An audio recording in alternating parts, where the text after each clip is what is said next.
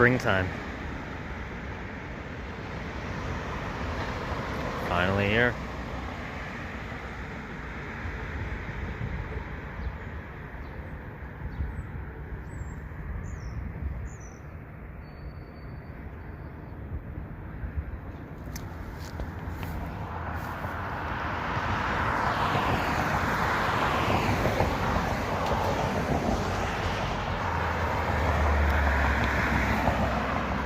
I'm in the Kanata district of Ottawa for today.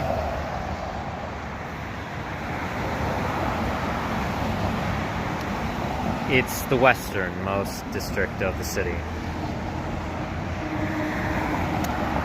Technically, I believe it might, well, I could be wrong, it might also be the biggest district. Just geographical. But don't quote me on that.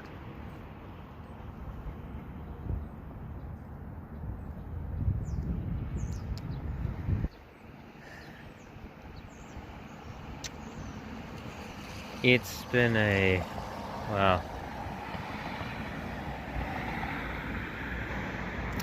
it's been an interesting few weeks. That's for sure.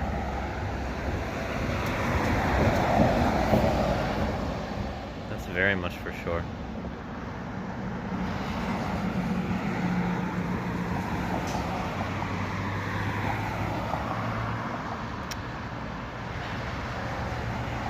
But, wow. Considering my plans have changed a great deal since the last video I uploaded. No time to dilly-dally. I better start walking all the way back to Orleans. So I'll explain on the way. Let's go.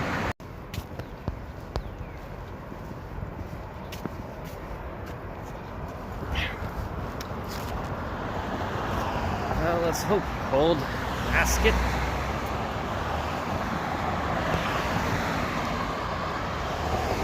So, how exactly have my plans changed? Well, if I do recall correctly, last I mentioned, I was initially supposed to be leaving Ottawa around mid to late April.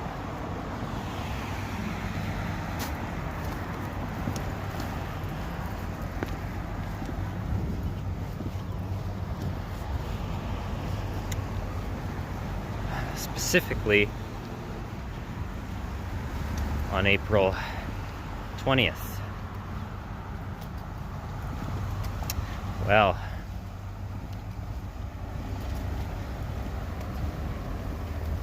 due to some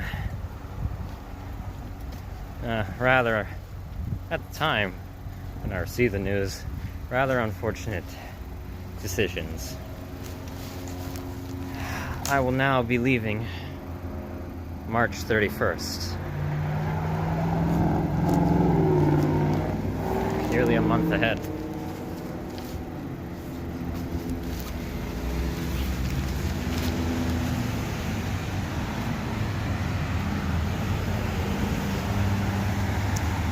So that means, considering it's March 27th, as of me recording this, I only have 4 more days here.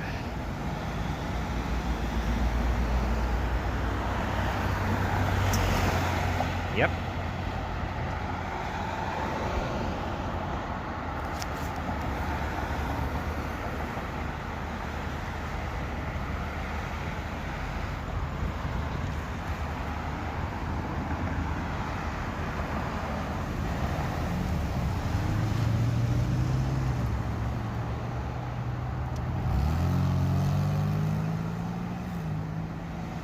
So, how'd that decision come about?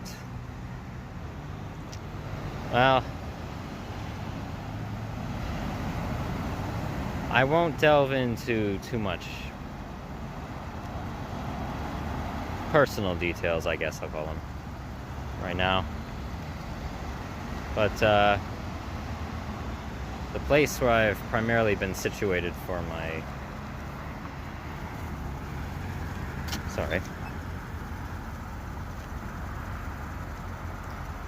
Where I've been primarily situated for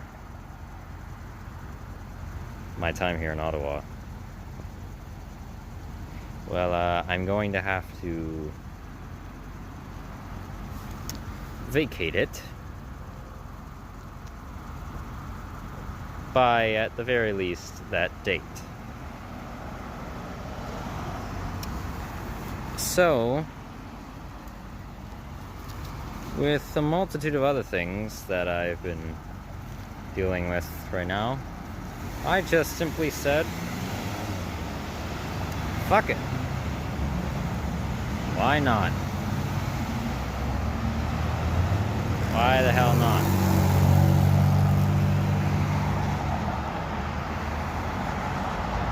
Starting to get into, as I mentioned, spring obviously, but also seemingly more warmer days coming ahead.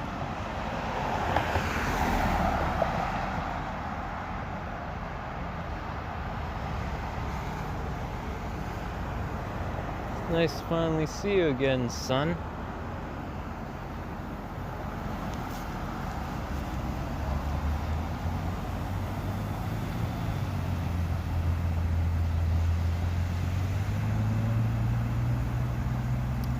You might be thinking that, well,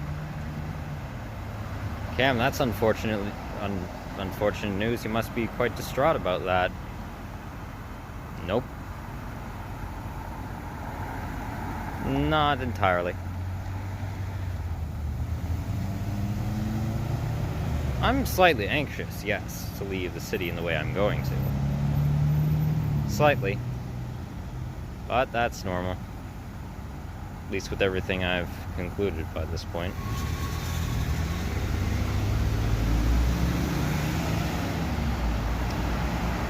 But for now, well, I'm content with it. That one aspect of things. Let me keep moving.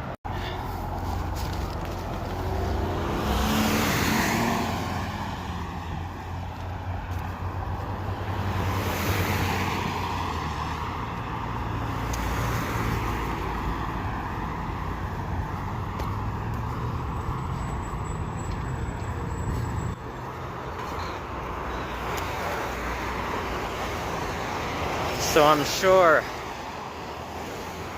some of you have probably already picked up on a bit of a change in my demeanor.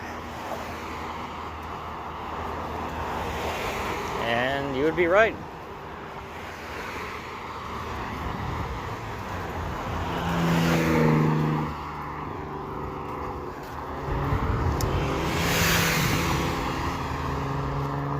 At least to some extent, you would be right.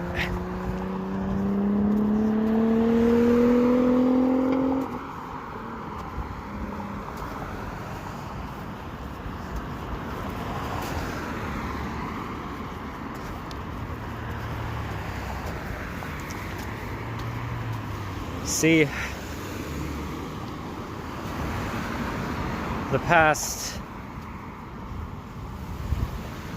pretty well 2 months now, I've been mentioning about how I've been crafting together theories of mine and implementations that I feel are needed in different scientific fields.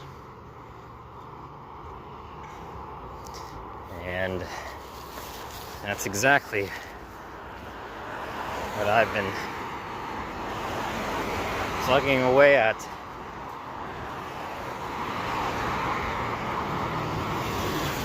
For the latter half of my days here in the city.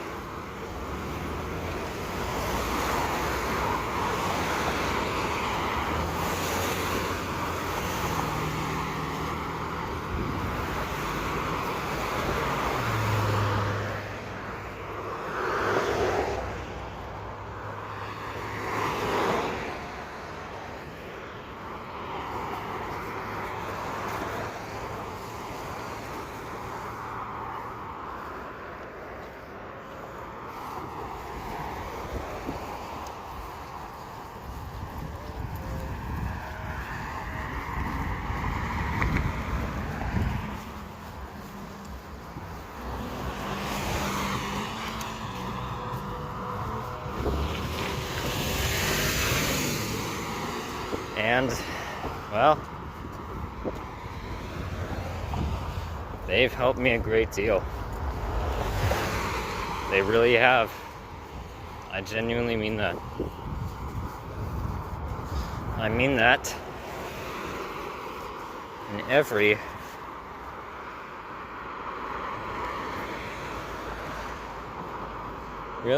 possible way I could possibly.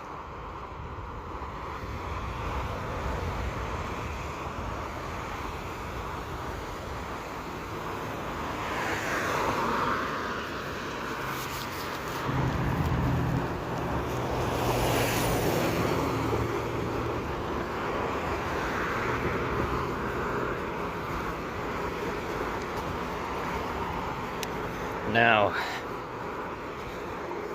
I'm obviously still experiencing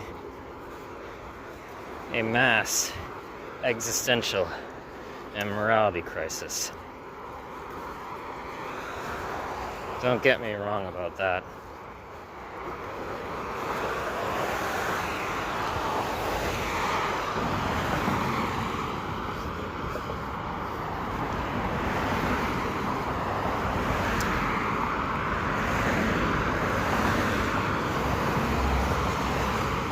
But these writings of mine, my analysis, my research, and obviously the contributions of everyone who's influenced me in writing them,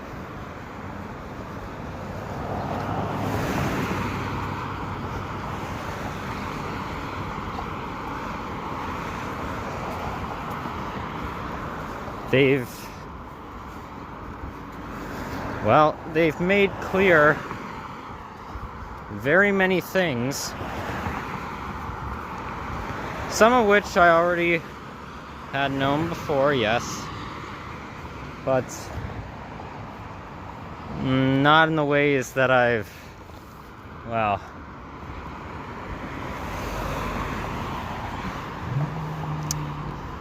come to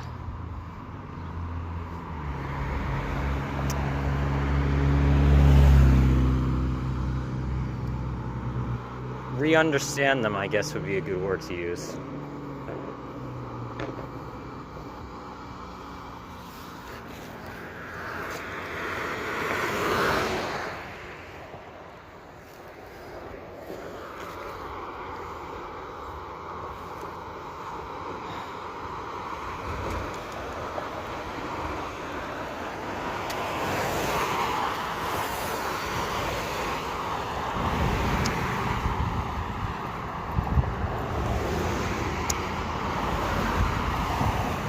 Now,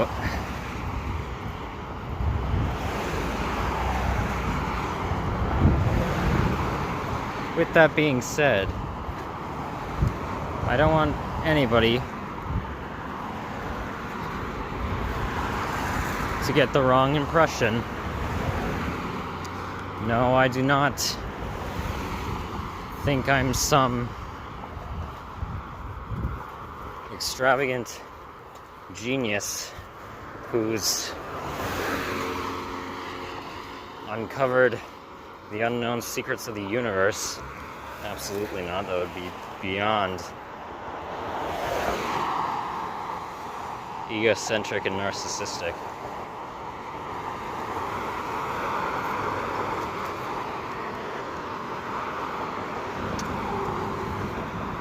But, well, you know what? Let me gather my wording and get up a ways, and then, well, I'll just talk about it then.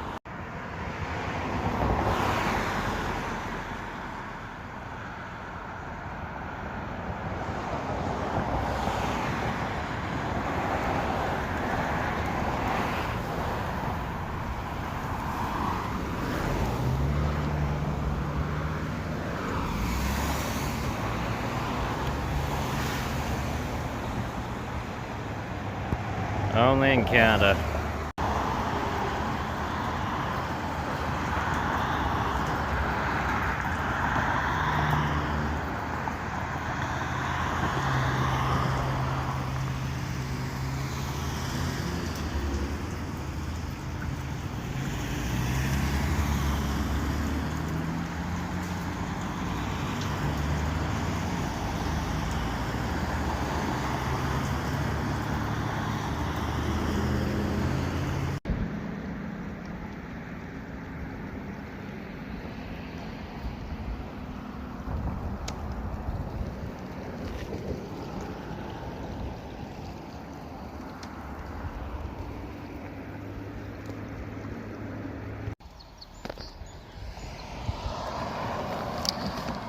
So, silly me, I apparently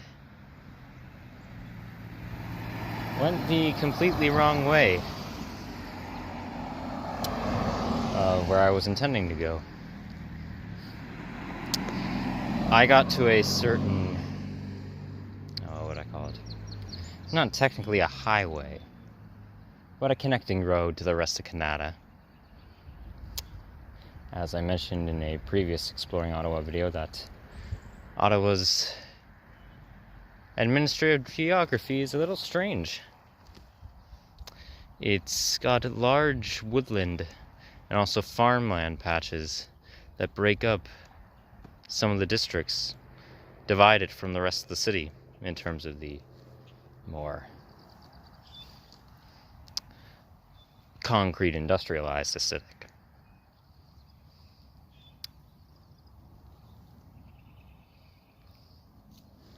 But I got to it, and there wasn't really any, well, reasonable way I saw to keep walking across it without causing myself a lot of issues. So I decided to make my way to a different connecting road to the other end of Kanata. Apparently it was north, not south.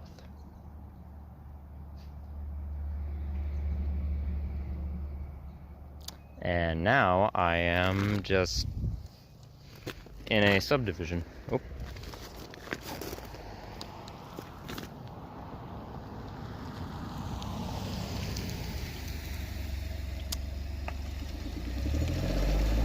Called, I don't know if I'm naming it correctly, Appaloosa Drive. Well, according to the map, if I make my way down that way, somewhere down that way, I will come to a bit of, well, I'll actually come to the dividing woodland forest between this end, the main end of the Kanata district, and the other end. And it should come out to a certain neighborhood that goes by the name of Bell's Corner.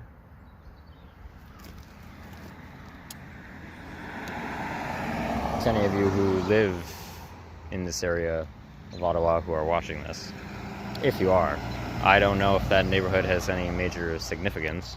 Why it's highlighted on Google Maps. But I don't know. Still making my way over to it.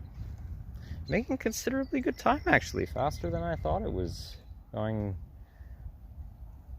Oh, quicker than I thought I was going to be walking.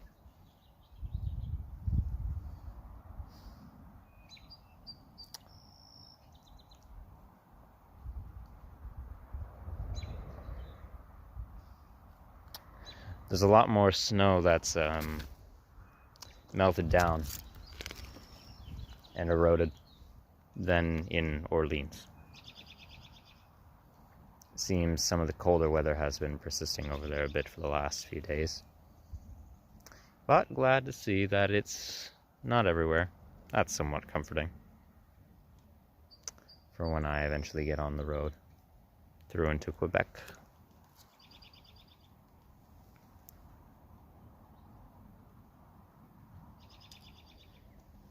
I had to rest my arm a bit as I've been lugging this basket of mine on my shoulder, if you've noticed. But then I got the incredible idea to, for now, considering this trip, this last endeavor of exploring the city of Ottawa, may very well be the last time I use this buggy. I have to think about it a bit more.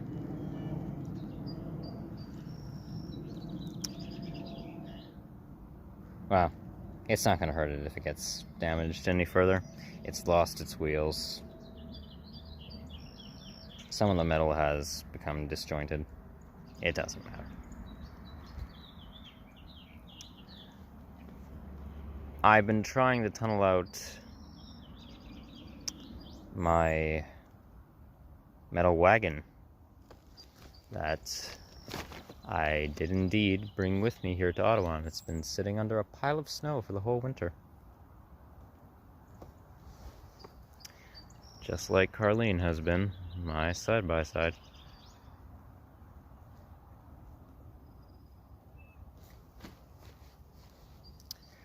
I will be using that to carry my things. If you go back, or if any of you who aren't, well, the now 135 of you subscribed and watching, thank you for that. For any of you who have been viewers since I left the village of Crow's Landing, I purchased a metal wagon that I was originally going to tow behind my UTV. What was supposed to be my solo trip through the back roads of the Ontario countryside up to Ottawa, avoiding law enforcement. But because of a betrayal from one of my extended family members, well, sadly, that didn't pan out.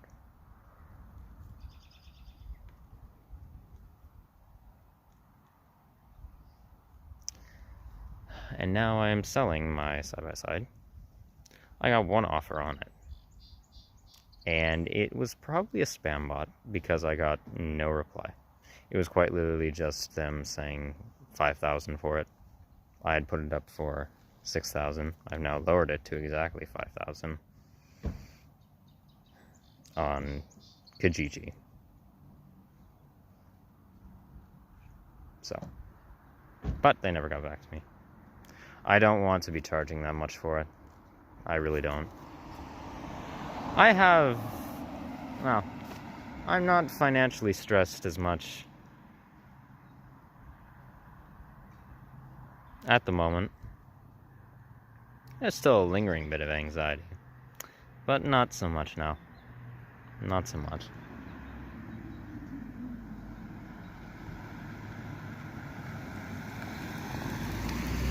But it would be helpful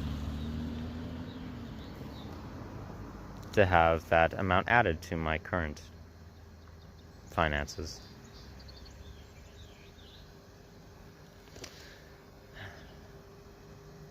All right.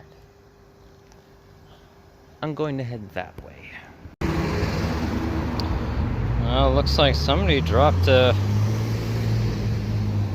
they dropped their morning cup of rice.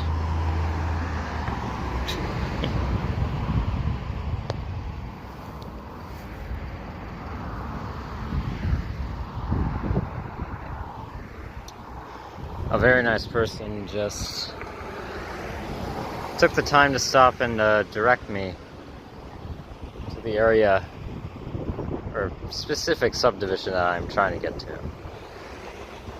I know I'm close to it. This area, Stonehaven. It's close to the subdivision I'm trying to get to. Over behind it, called Bridalwood. They were incredibly nice. They really were. I stopped to ask them, and, well, they were very, very relaxed. Or at least when they were talking to me. For all I know, that could have been a false persona.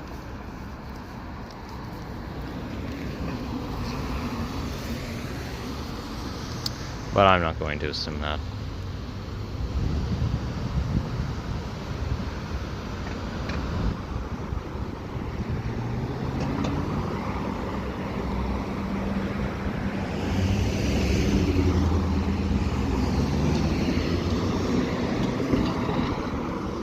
Seems the farther I go into Kanata, the less snow I actually do seem to see.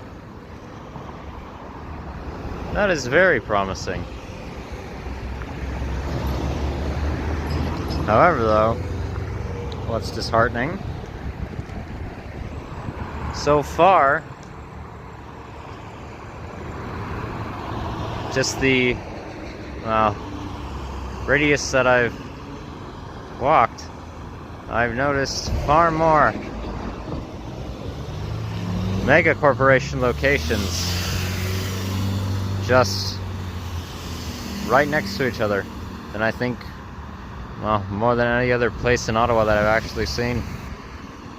That's saddening.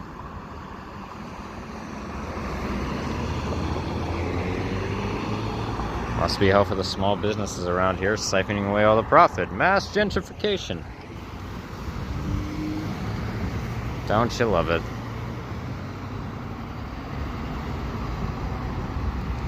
Well,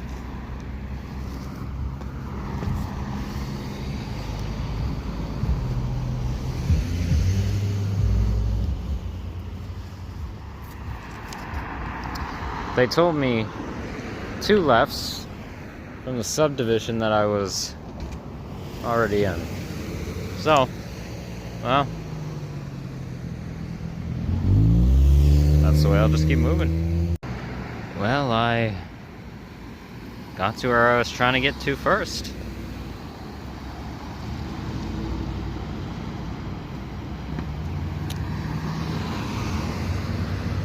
For a second I thought I might have strayed off a bit, but, well, I guess not.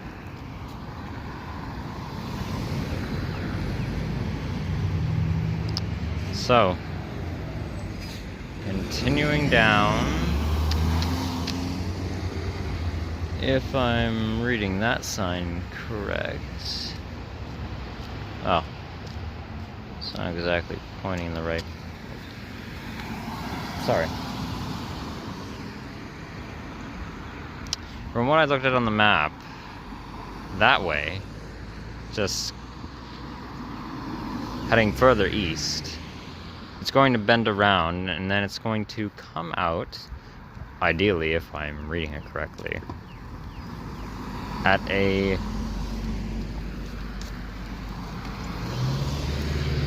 larger road. Sorry. A larger road that's by the forest with the trail. That's, I don't know if I'd call it a highway from the looks of it from an aerial point of view. But either way, it's just on the outskirts of the Kanata district. Or, well, no, sorry. My mistake. The main part of the Kanata district. The part that's separated by the forest. And then it continues on for a bit, but it does, that that road runs directly through to the neighborhood of Bell's Corner. So, yeah. Dragging this proved to be a bit of a, well,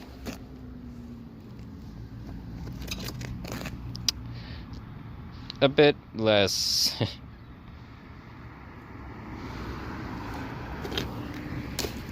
well, a bit less practical than I thought it would be. Wheels sure do help.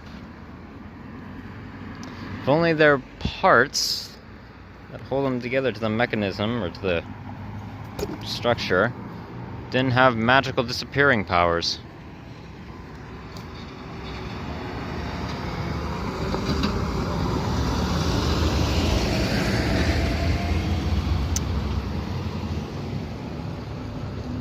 So, my arm is quite sore, but nevertheless.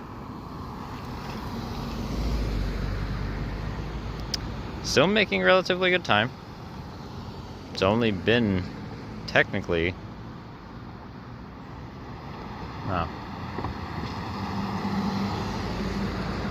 technically an hour, maybe more, closer to an hour and 20 minutes.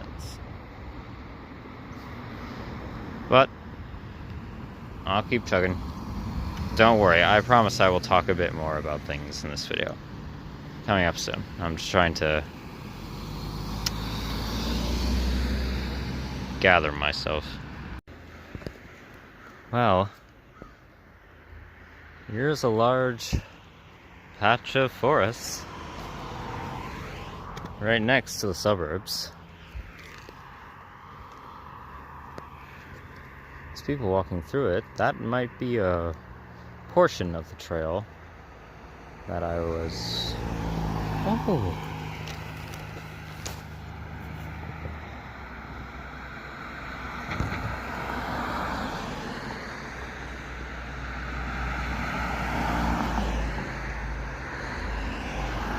I hope I'm zooming into the right area.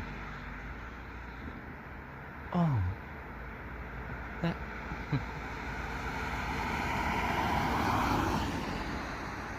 Woodpecker.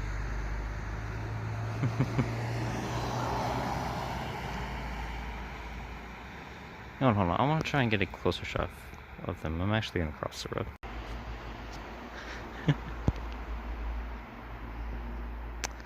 Oh, where'd it go? There.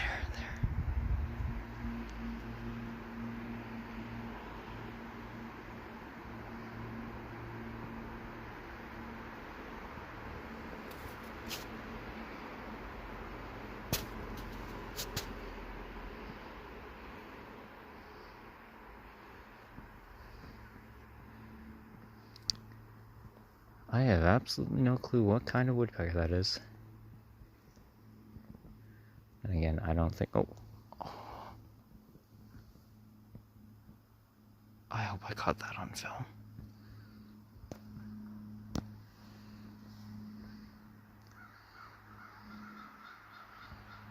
Oh, I can hear it. Oh.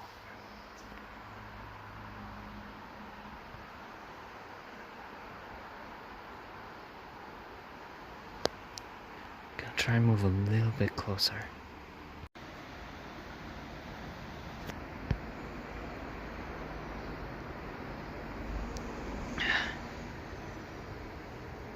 Well, that's at least somewhat of a better angle of it. I was saying, I know no species of woodpecker by name. I've seen that kind before. This pointed red head and red tufts of feathers at the top of it. I think they're common in North America. I recall seeing one of those when I was living in Fargo, USA, years ago.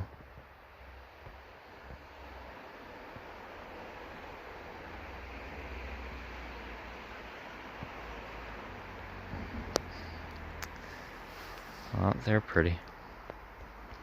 Very pretty. This place. Damn, this is a really nice little neck of the woods. Quite literally. An arched tree over there. I don't know if that was done on purpose or not. That's actually a natural formation that happened. Oh.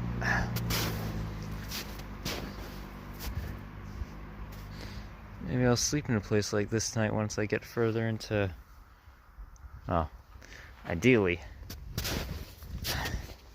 Get from today. The latter end of eastern Kanata into... Are you mosquitoes that have hatched in these weather conditions? There are a few of you. Oh, that's interesting. Well, it's not going to be fun just getting bit by you once I'm in Quebec. But I'll suffer through it as I did. Ooh, lordy Lou. Ay, yo. Last year.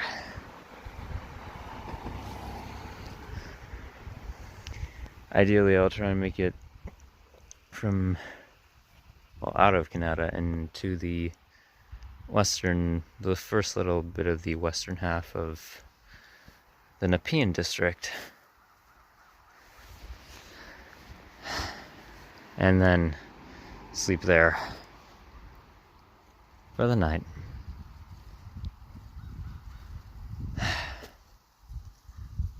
Okay.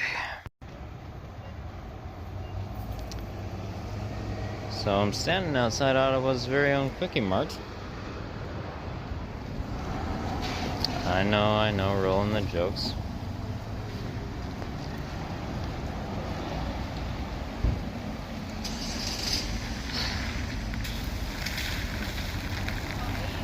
And yes, the cashier was East Indian.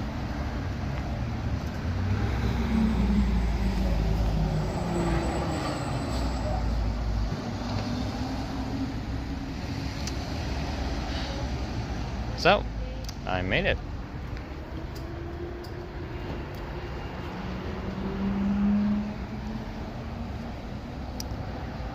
This is another major road that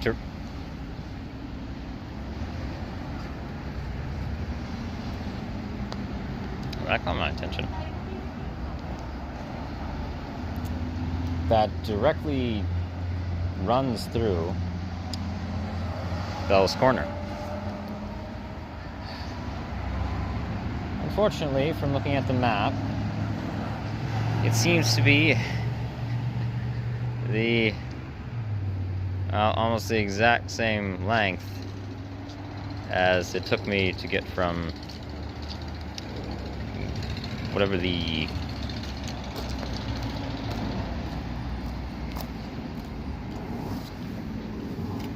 length it took me to get me from I already forgot its name.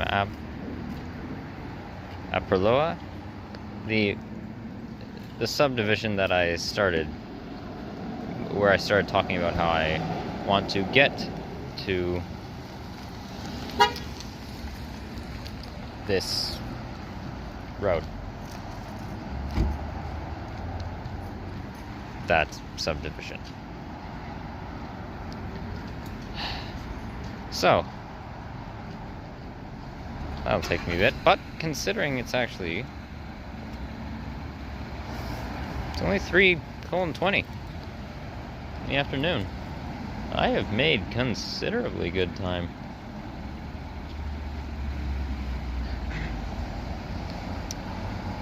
Did not expect this.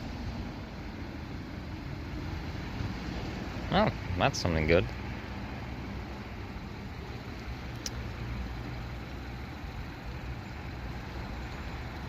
Right before recording this clip, I just had a call with my psychologist.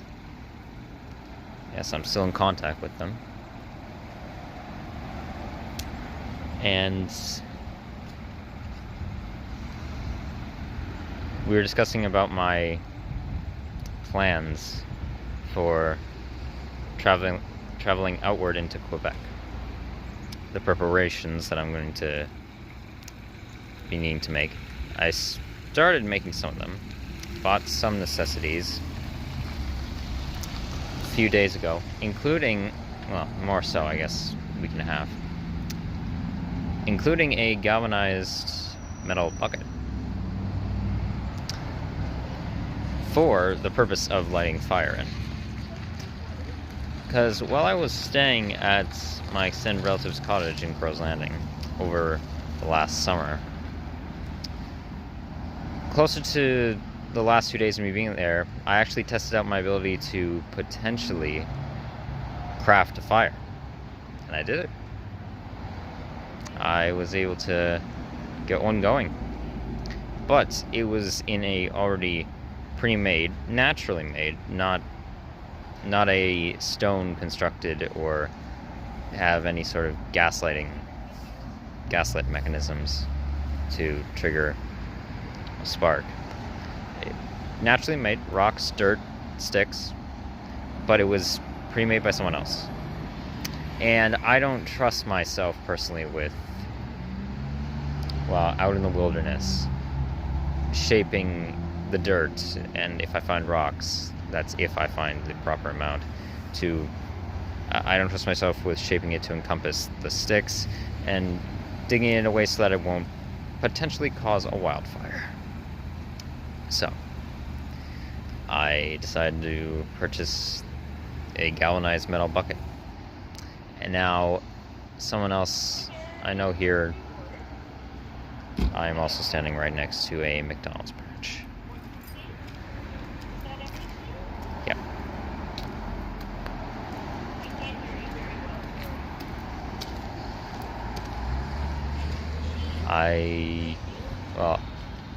Someone else I know here also has a galvanized metal bucket that they've offered to give me, as well as a South Korean cooking wok, similar to a Chinese wok, which will work perfectly, I feel, for cooking over the actual galvanized bucket.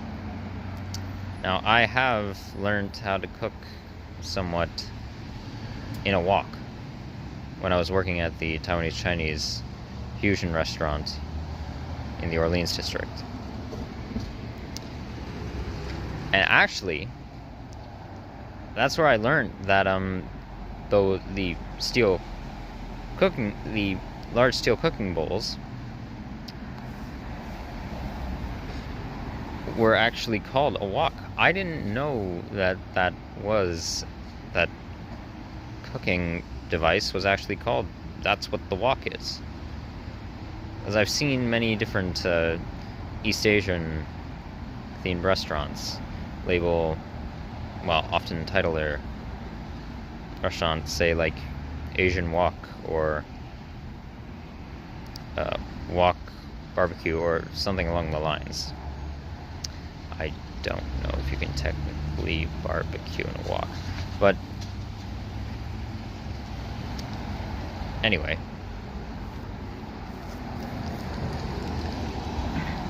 I always just referred to them when I learned about the actual, because I knew about what the dish, like the bowl, the cooking instrument was, but I had always thought that they were just called Chinese steel rice cookers, or just Chinese steel cooking bowls. I did not know that's what the wok was. So I learned that. But this one is a bit it's South Korean. It's not Chinese. It's smaller. It'll conveniently fit over the bucket. Sorry. Well, that was a bit of dysarthria.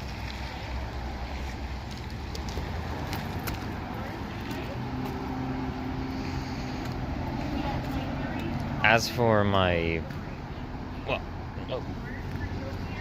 major plans,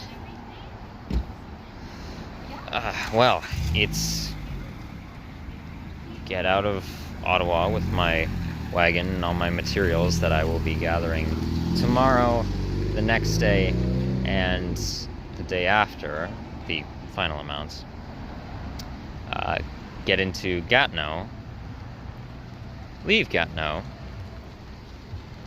then fucking go and wing it. Do what I can, and that's that.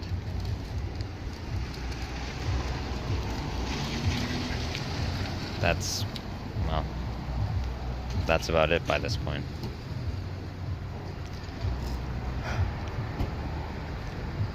I don't make any majorly concrete plans anymore. My only plan as of right now is to explore the world, see if there's, well, true, genuine hope for humanity, as I've said. But also, just because now with the theories I've crafted, well,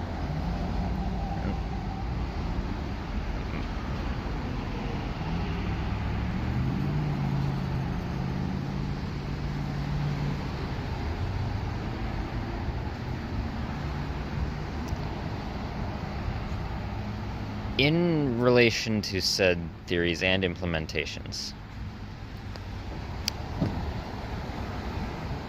I wholeheartedly believe a majority of them. I believe all the implementations. The theories I've crafted, majority of them I am, as of right now,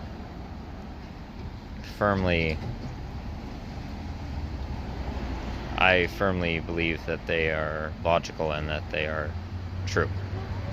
Not all of them, well, I believe the ones that I'm not so certain on that I'm still crafting overall, or one of them that I think is my weakest one.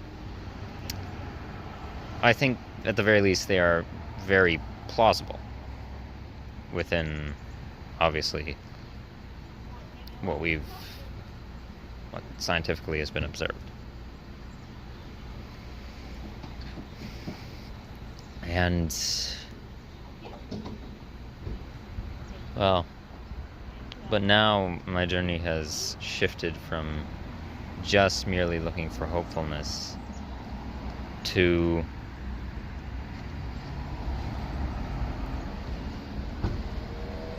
that, plus the fact of seeing if anything beneficial will come out of the knowledge I've gained from writing these.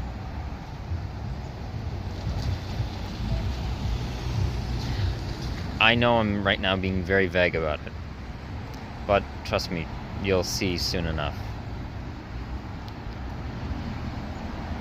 I'll talk about my theories, I guess, more towards the end of the video.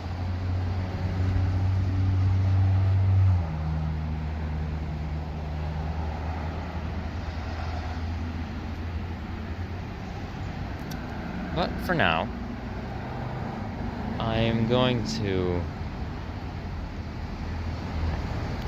eat. I have, for the first time, technically since I got here in Ottawa, pre-made food that I made before coming over here to Kanata. So,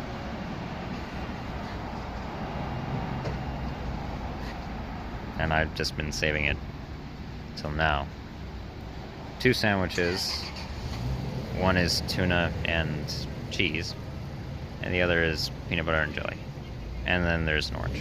I'll eat the tuna, and I will save the other sandwich and orange potentially for tomorrow, depending if I need to eat again today, depending on how hungry I am. But I don't know. Okay, we do that and then get moving up this road. Okay, so I went inside the building, there was a McDonald's attached to. Well, yeah, I said that. There was a McDonald's attached to the Quickie Mart gas station there. And I went in just to charge my phone and continue typing out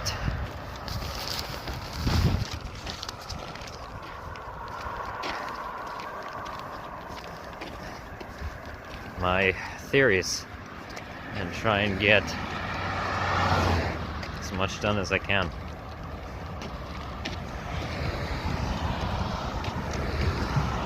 Now, you're probably, well, if you're at this point in the video, you're asking yourself, okay, Cam, are you gonna talk about anything other than the theories that you're writing? And are you gonna stop being so cryptic with your wording, or very vague? Well,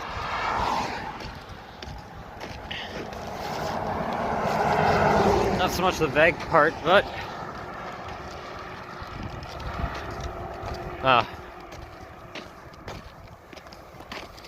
let me explain, I guess. Well,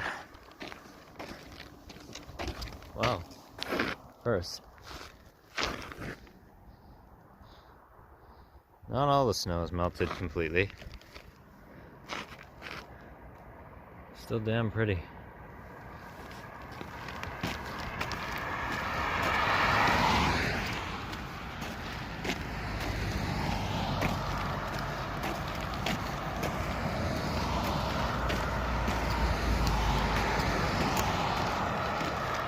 Okay.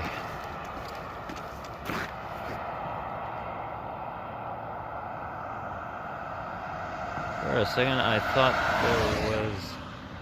What the hell is that? That's interesting. 1 second. Okay, I don't know what that thing is. I don't know if you can see it over in that person's yard. It looks like a black skeleton in a brown robe with long stringy hands. I don't know. I don't know what the hell that's supposed to be.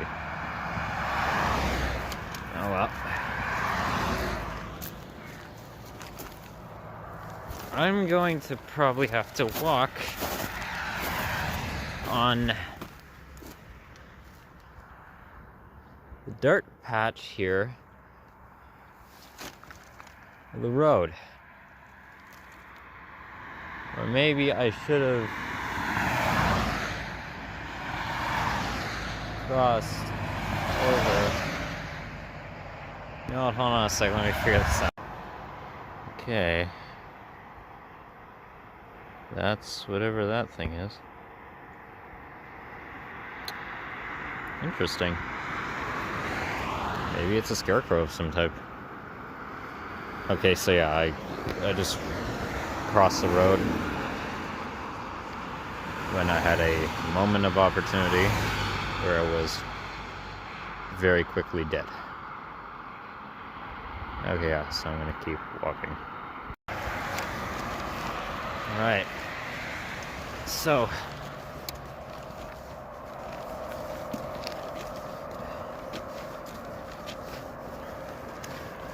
to put this in the most blunt way possible as of right now,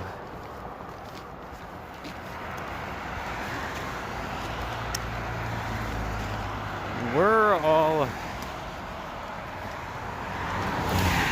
very much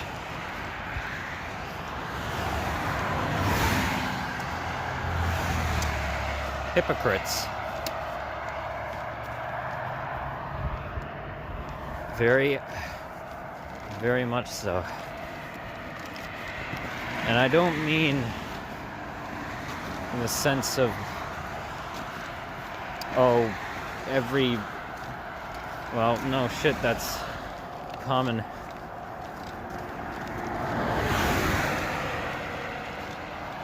Psychobiology and neurobiology, we're flawed beings.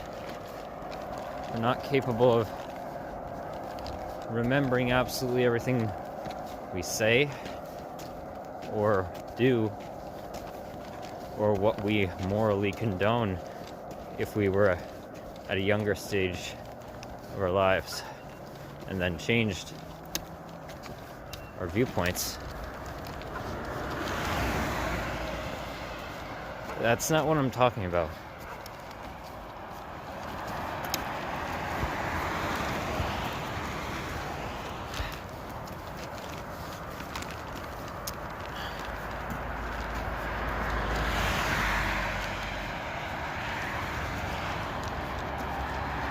We are all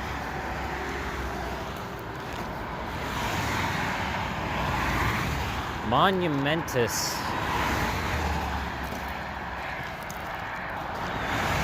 hypocrites, not just in small ways,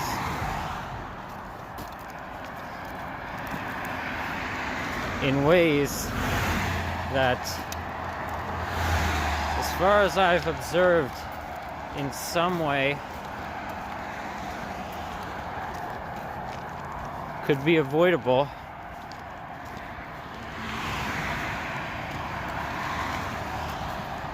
And we just, well,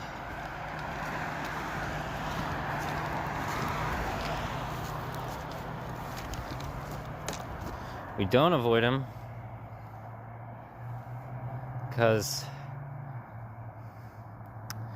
well, there could be a variety of reasons, but we basically seize up.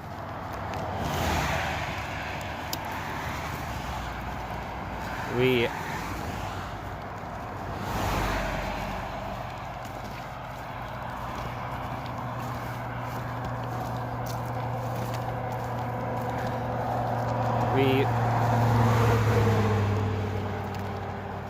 seize up because of a traumatization towards a specific event that's occurring that we blatantly disagree with, but just can't bring ourselves for some odd reason to actually intervene.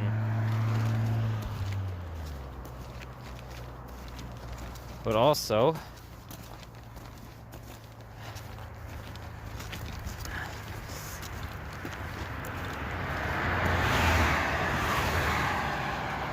because, at least as far as I'm concerned right now,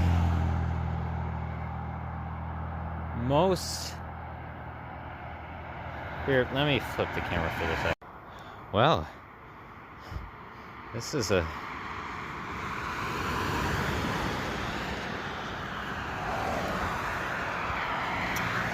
interesting place for a bus stop. Is this actually an active bus stop?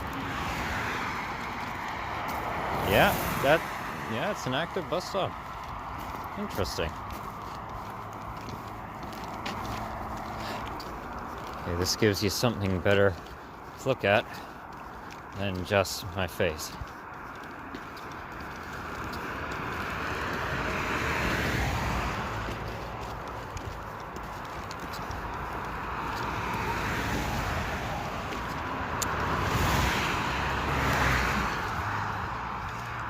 From everything that I've observed,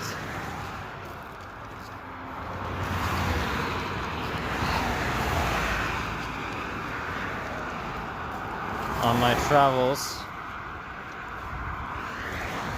up until this point,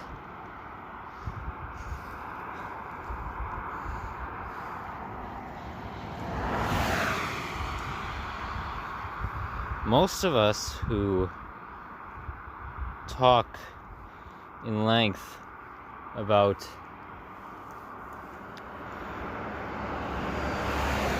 philosophical moral dilemmas and what is provably better or worse to act upon in a social environment.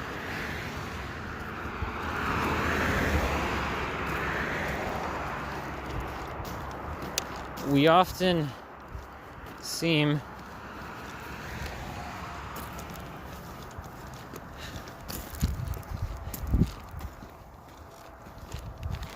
while we're talking about what we feel or think that we would morally act upon in a situation,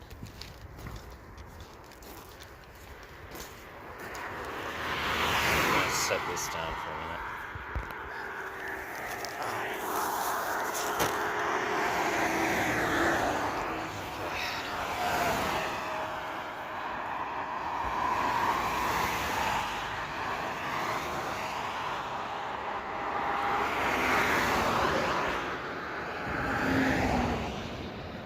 We often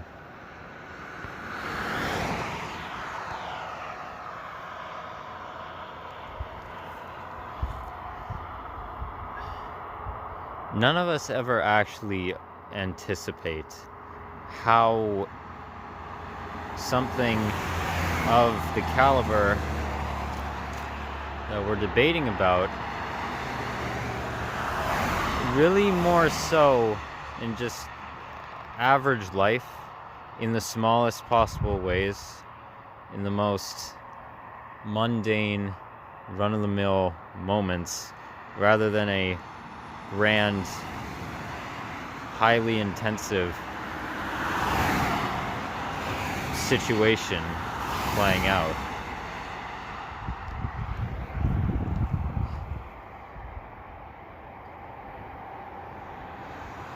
Most of us don't actually anticipate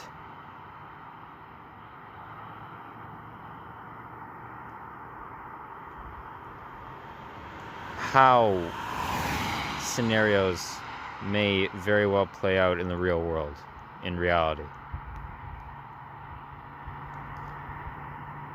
And even those of us who try to, and I'm speaking on behalf of me right now, who actively try to cognitively envision scenarios that would be ideally more realistic.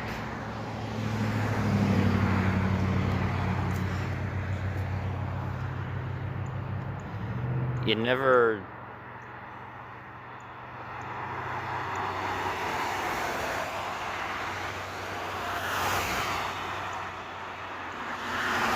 pretty well is almost guaranteed to never play out if you were actually thrust into that situation. Never play out even close to the way you envisioned it when you were, well, running through a debate with someone you know.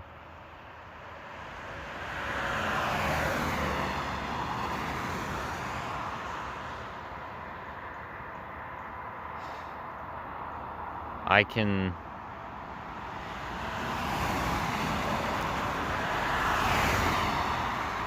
safely say that there's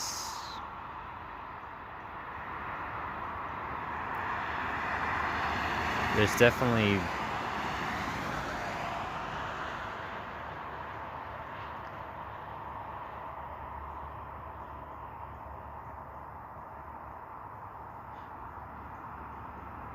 even though I may hold beliefs towards something, which I still morally do, as will be demonstrated by my theories that I'm going to share. And of those theories, the ones that relate to morality in many instances, I do wholeheartedly believe are right, are beneficial to act upon, or in just their nature of existence are how the things exist. But I'm a hypocrite.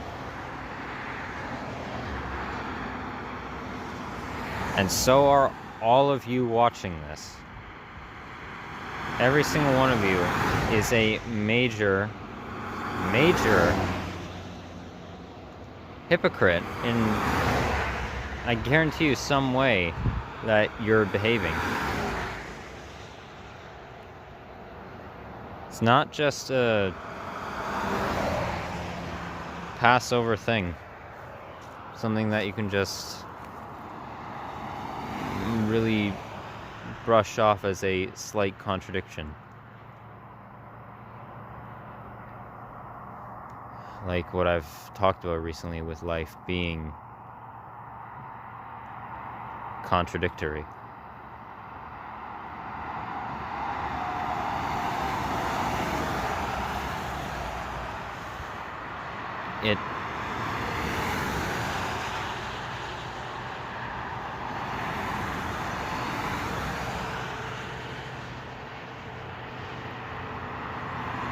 And I want to make it clear, this doesn't make, to anyone who's gonna like scream, oh, you're a hypocrite to this ideology, therefore the entirety of the movement is horrendous for what its moral principles are. No, that doesn't mean the ideology or the philosophy is detrimental or it's terrible. That just means the people who follow it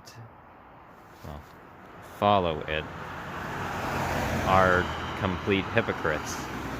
It would actually be beneficial to be enacted properly, but it's not being.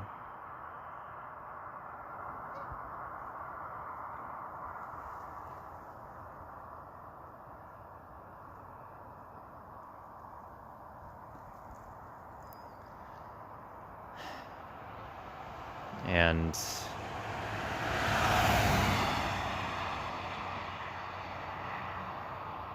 well, I have nothing for that. I don't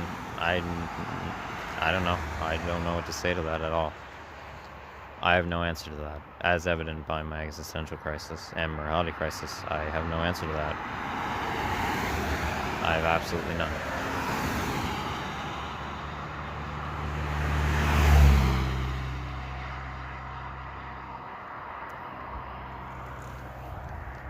I've been a hypocrite, I feel, for most of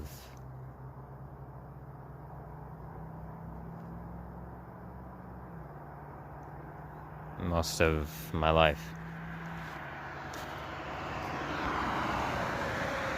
Especially now in the latter half of it, as of this current moment.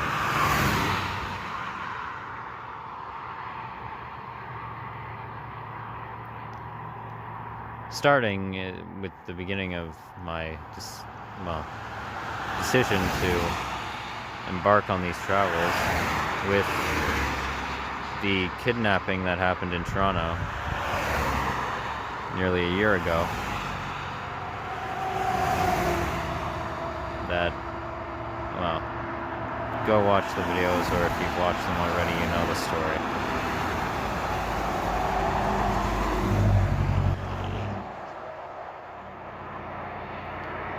And every day I've woken up, especially being here in Ottawa, I've woken up and I've sat by,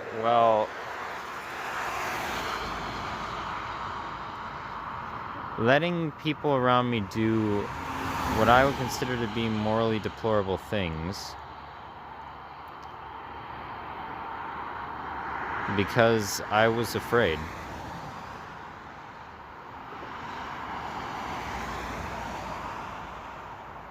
And because it didn't I didn't expect it. I never, despite how I constantly run these things through my mind, I always seem to never expect it.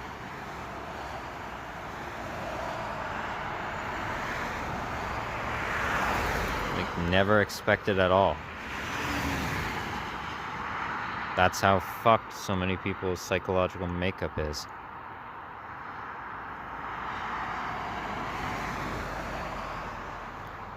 It's, well, put it simply, complex. Of course.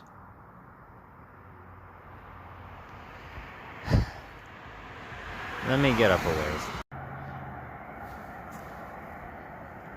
I got up a little further. This is pretty interesting. It's very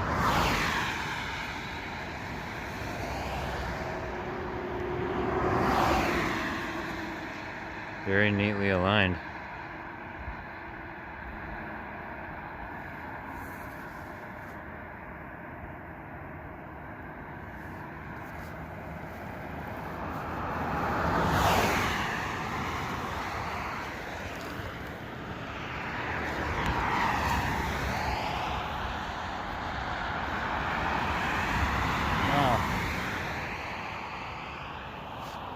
I'm feeling a little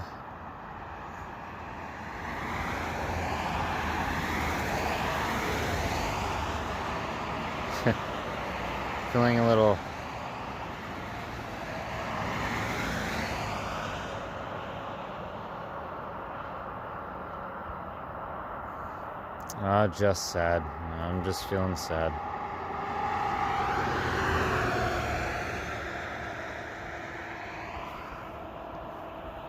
Sad and depressed. That's what I'm feeling. They started off well enough, but didn't get my phone all the way charged back in the restaurant. And I'm walking along here. I'm just glad that I was actually ahead of the time I had estimated I would get further, at least into the Nepean district. But, well, that didn't happen. I got no sleep last night as I was typing my theories all night. Typing them all night.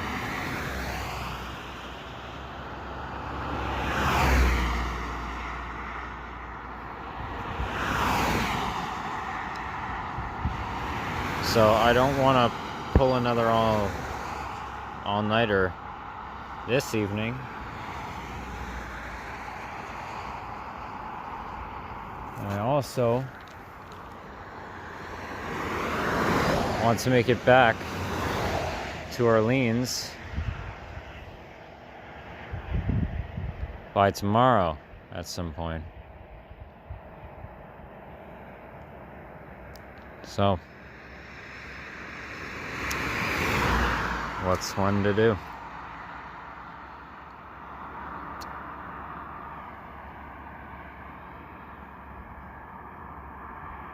Just being present now, I guess.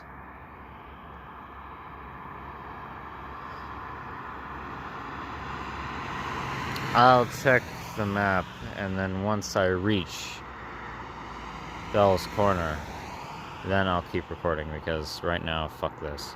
This thing is heavier than hell to lug around. It's not ideal. Well, I made it to Bell's Corner after nightfall. So whoopee for that. I am standing outside of a mosque. Jami Omar. My phone battery is dying rapidly. Right now it's at 5%. Well, and there's a security car here. I don't know who the Mandani security are. I've never heard of them. Some security force. Well, I'm going to keep walking that way. And then hopefully charge my phone somewhere. And then I'm gonna have to set up camp here in Bell's Corner. There's no way in hell I'm making it to Nepean tonight.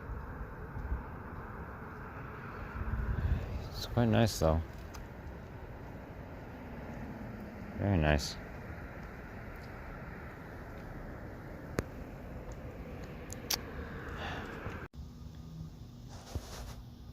So I'm coming at you right now from inside the tent. I have the flap open just slightly, so you can see the moon.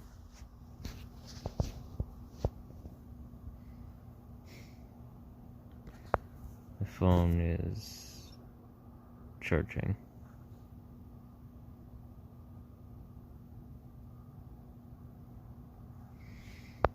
I managed to find a spot in a park to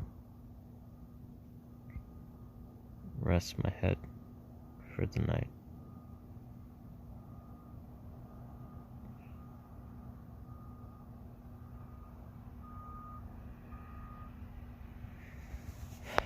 But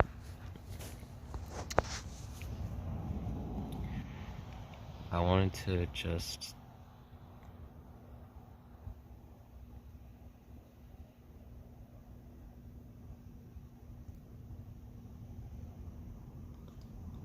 just talk more about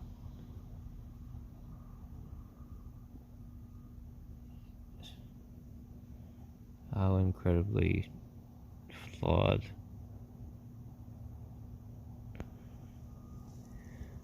human morality is.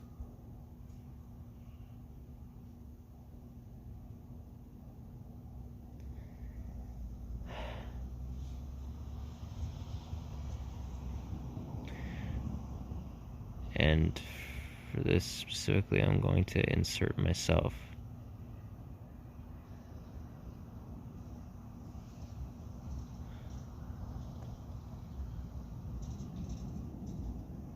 About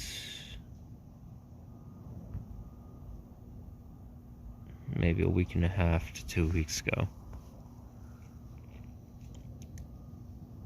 I was at the house of someone I know here in Ottawa, who I've gotten to know. And, well,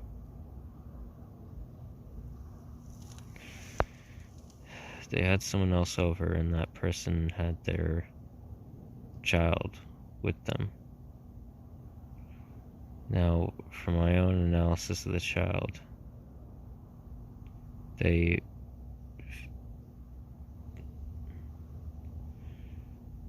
was under the impression that they may have autism spectrum disorder. But they apparently were mainly diagnosed with ADHD. But they could have both. Either way. And they were doing a certain activity. And it was annoying the person that I know here. And they then verbatim said, if you keep, to the child who was doing this, if you keep doing that, I'm gonna spank you. And they kept doing it, and then they proceeded to spank them.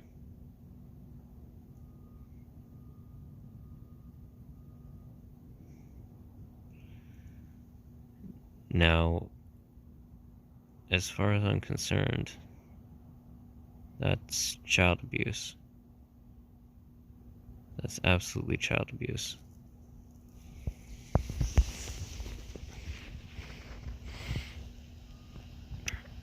Exacting that much force and authority over not just a child but anyone is horrendous, but in this case, it was awful.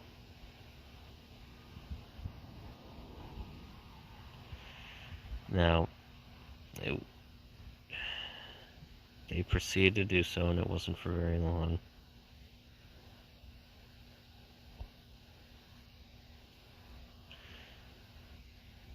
And I froze up. I didn't do anything. I don't know why. I should have.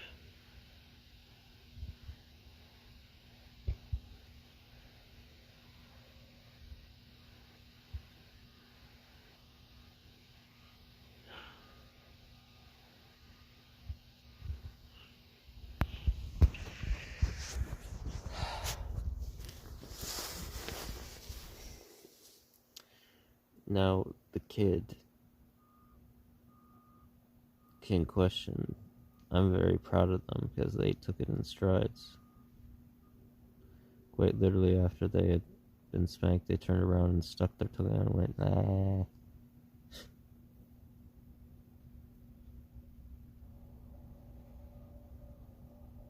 That's good.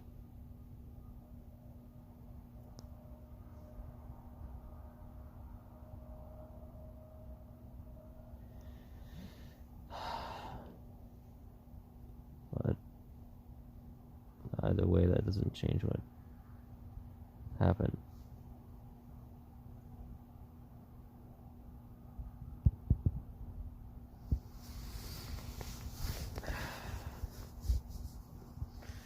And I should have, based on my morals, I should have said something at the very least. But I didn't blatantly say it.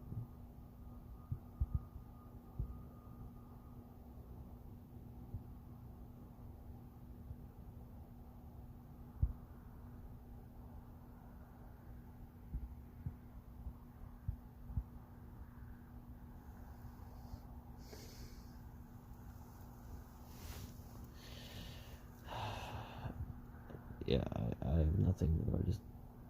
I'm disgusted with my behavior for that. I didn't do anything.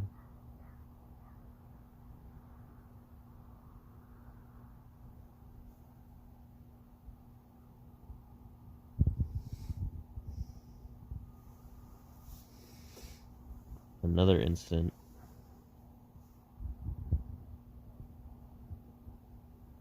was with a person here in Ottawa.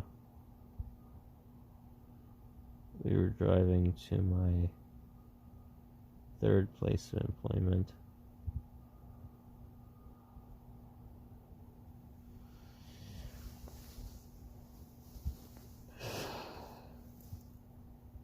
And, well,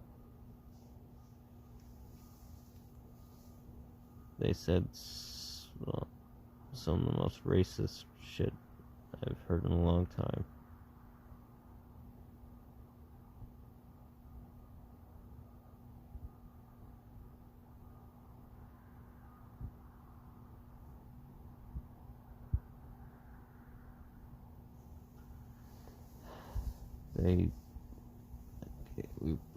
I'm sorry, I'm quite tired.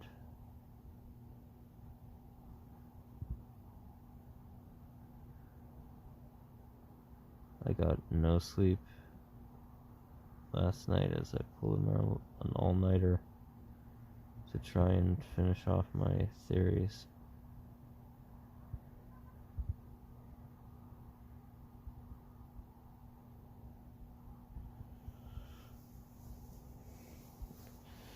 Anyway, I was driving to work with this person, and this person asked me if the owner is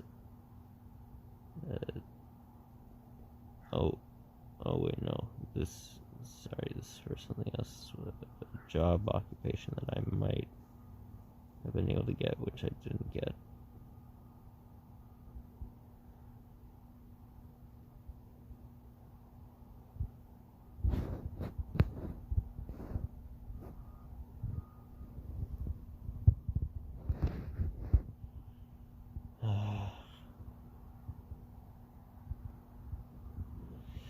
Okay, long story short, they said that East Indian people are known to lie. They do it so often that it's become basically by their stance of cultural tradition. And it's almost ingrained in them. That was one of the most racist, idiotic racial prejudice things I've heard in a very long time. It's incredibly idiotic.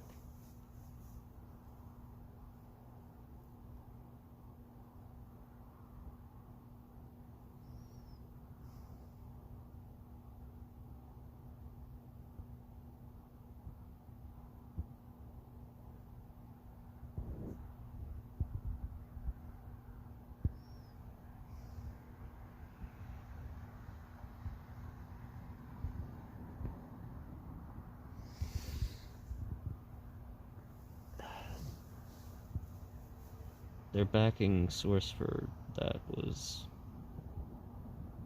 polygraph tests that someone they knew had told them that this was accurate, which is not true at all.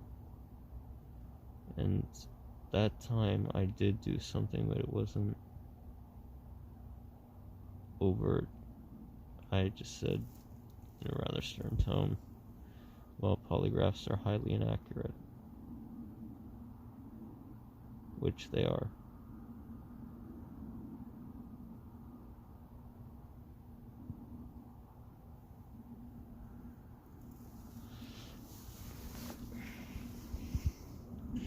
So, I sit back in that incident and let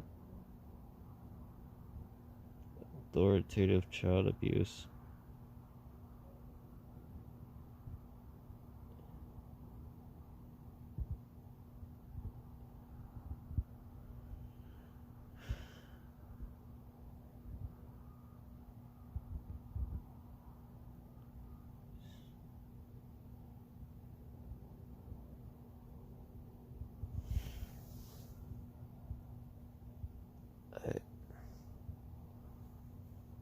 this has easily been the worst day of exploring Ottawa so far.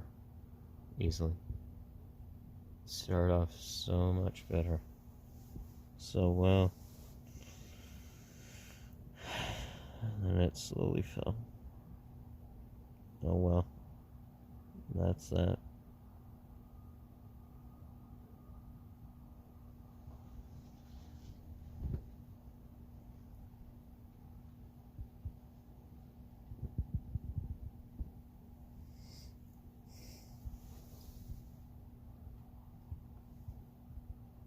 Well, the bad day today is not going to discourage me. It's not. From going to see this world.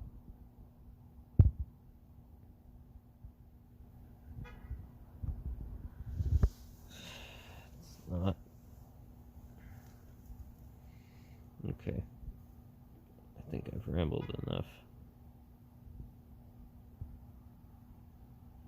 I've got to close the tent.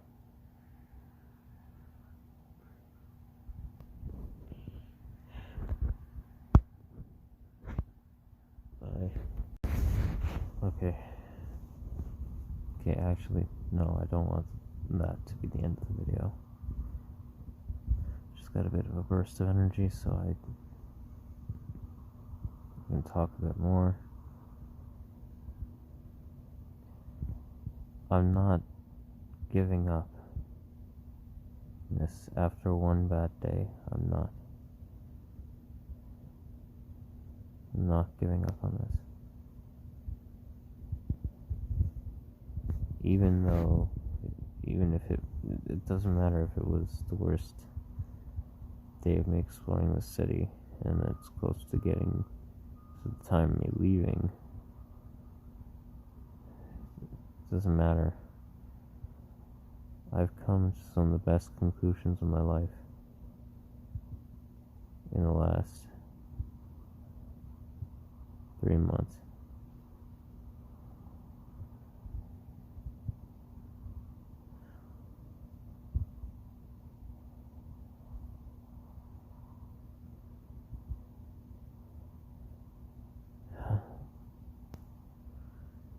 Okay. See you in the morning. Oh, and I changed my mind. I'm not going to Nepean. Not the district, no. May graze by it. I'm not going to it. It's too far out of the way. Atlas it is.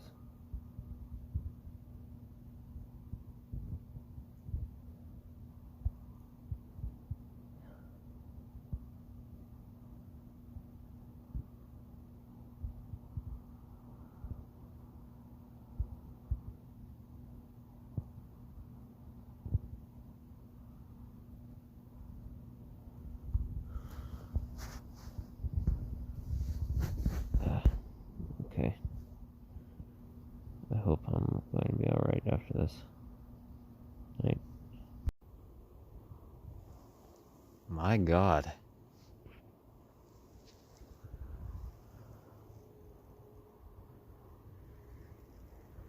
This is breathtaking.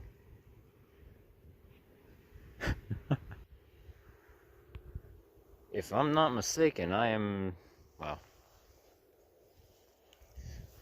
pretty well standing.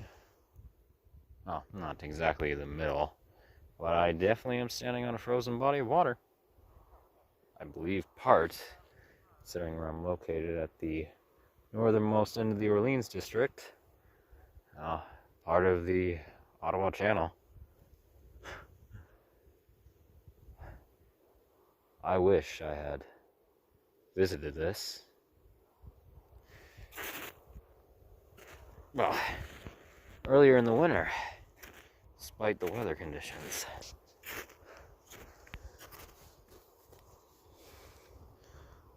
I'll be slapping this bit on the end of either my 12th or 13th, whatever, one part, the last exploring Ottawa videos before I leave the city. Realizing now, though, with the frozen ice, if I was ever down here in the night, had my sleeping equipment, I could have slept out here. My God.